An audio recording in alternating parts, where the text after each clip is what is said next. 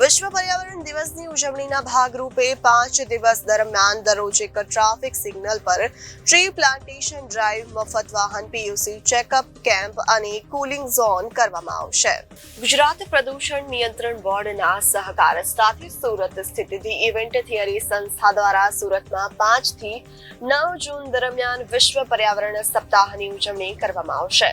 5 દિવસ દરમિયાન દરરોજ એક ટ્રાફિક સિગ્નલ પર ગ્રીન કોર્નર બનાવવામાં આવશે, જે અંતર્ગત ટ્રાફિકના નિયમોનું પાલન કરતા ટ્રી પ્લાન્ટેશન ડ્રાઈવ, મફત વાહન પીયુસી ચેકઅપ કેમ્પ અને કુલિંગ ઝોનનું વિતરણ કરવામાં આવશે.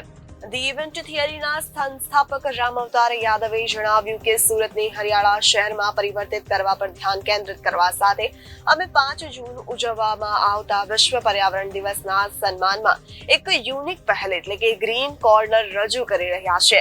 ગ્રીન કોર્નરનો ઉદ્દેશ્ય પર્યાવરણ જવાબદારીની ભાવના કેળવવાનો છે. સંસ્થા દ્વારા જીપીસીબી અને સુરત શહેર ટ્રાફિક પોલીસના સહકાર સાથે વિવિધ ટ્રાફિક સિગ્નલો ઉપર ગ્રીન કોર્નર બનાવવામાં આવશે. ગ્રીન કોર્નર અભિયાન અંતર્ગત ટ્રી પ્લાન્ટેશન ડ્રાઈવ, મફત વાહન પીયુસી ચેકઅપ કેમ્પ અને કુલિંગ ઝોન કરવામાં આવશે. પર્યાવરણની જાળવણીના વિભિન્ન બોર્ડ, બેનર, સ્ટેન્ડિંગ વગેરે કાર્યક્રમ દરમિયાન સાથે રાખવામાં આવશે. તેમણે વધુમાં જણાવ્યું કે ટ્રાફિક સિગ્નલને લાઈવ ગ્રીન કોર્નર્સમાં રૂપાંતરિત કરીને અમે ટ્રાફિકના નીતિ નિયમોનું પાલન કરવા સાથે પર્યાવરણ સંરક્ષણની ભાવનાનો વ્યવહાર કેળવવાનો મેસેજ આપવા માંગીએ છીએ. આ પહેલ નાગરિકોને પર્યાવરણ જતન માટે એક પ્રેરણા અને સશક્તિકરણ માટે એક પ્લેટફોર્મ તરીકે કામ કરશે. અમે લોકોને અમારી સાથે જોડવાને સુરતને હરિયાળું સુરત બનાવવામાં હરિયાળી ક્રાંતિનો ભાગ બનવા માટે આમંત્રિત કર્યા છે.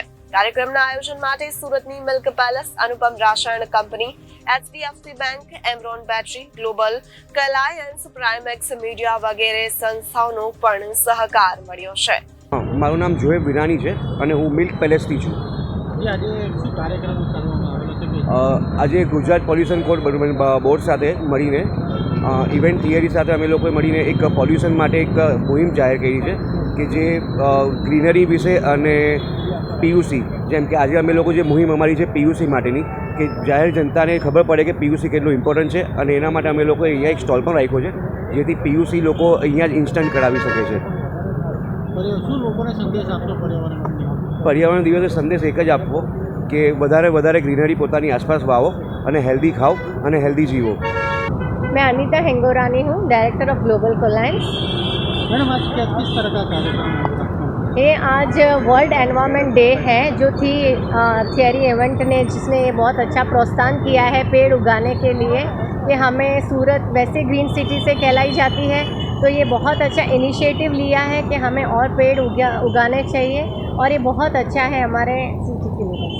लोगों को क्या संदेश देंगे आप कि हमें पर्यावरण के लिए हमें हमेशा यही करना चाहिए कि हमें पेड़ उगाने चाहिए जितना हो सके, जिससे जैसे अभी गर्मी बढ़ रही है, जिस हिसाब से जितना पॉल्यूशन बढ़ता जाएगा हमारे लिए ही बहुत नेगेटिव इफेक्ट देगा.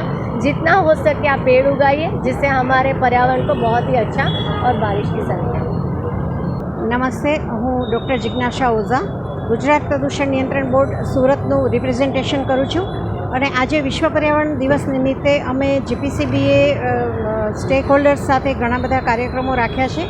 એમાંનો આ એક કાર્યક્રમ છે ફ્રી પીયુસી કેમ્પ. 5 દિવસ અમે આ કેમ્પ કરનાર છીએ અને આ 5 દિવસ દરમિયાન અમે લોકોને આહવાન કરેલું છે કે આવો અને ફ્રી પીયુસી કેમ્પનો લાભ લો, કારણ કે વાહન વ્યવહાર પણ પ્રદૂષણનો એક નાનો એવો સ્ત્રોત છે. અને જો પ્રદૂષણ મુક્ત વાહન હશે તો આપણા જે રસ્તા ઉપર ચાલતા વાહનો છે હવા પ્રદૂષણને નિયંત્રણમાં રાખશે, તો હવા પ્રદૂષણ શહેરનું નિયંત્રણમાં રહે અને લોકોને પીયુસી પ્રત્યે જાગૃતિ આવે એ માટે આપણે આજે આ પીયુસી કેમ્પનું આયોજન કર્યું છે. સાથે સાથે આજના જે આપણી રોજનીશી છે એમાં આપણે સોફ્ટ ડ્રિંક્સ કે કોલ્ડ ડ્રિંક્સને આપણે સ્થાન આપીએ છીએ, પણ આજે અમે એક નવો કન્સેપ્ટ રાખ્યો છે. અહીંયા દરેક આવનારને એક ફ્રી કૂપન તો આપવામાં આવશે જ, સાથે સાથે ધરતીનું અમૃત કે કુદરતી કહી શકાય એવી છાશનું પણ અમે વિતરણ કરી રહ્યા છીએ.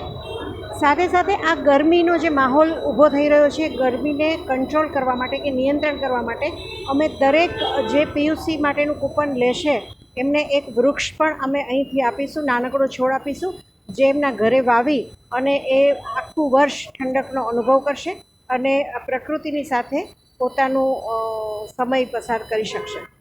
Reporter Hitesh Prajapati, Janadesh news, Surat.